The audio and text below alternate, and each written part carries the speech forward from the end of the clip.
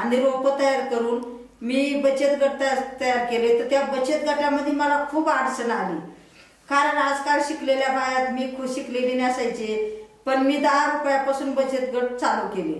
त्याच्यामध्ये खूप मला वर्ष गेलं। मग 1 वर्षाने माझे बचत गट 1 2 3 4 5 बचत गट मी तयार केले। 10 रुपयापासून बचत गट तयार केले आणि बचत गट पाईपला जोडले गेले, पाईप संस्थेला, आणि पाईप संस्थेच्या मार्फत मग मी रोप तयार करायला लागले। पाऊस पडला का 1 2 2 रोप पाईपला द्यायचे। प्रत्येक महिलेच्या दारात 1 2 2 रोप देऊ लागले आणि ते रोप महिला पण म्हणायच्या का याला पाणी नाही जागवायला, आपल्याकडे पाणी नाही।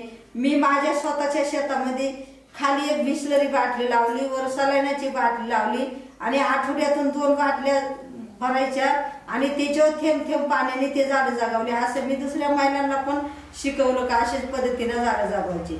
त्याच्यावर मी हळदी कुंकाचा कार्यक्रम घेऊ लागले।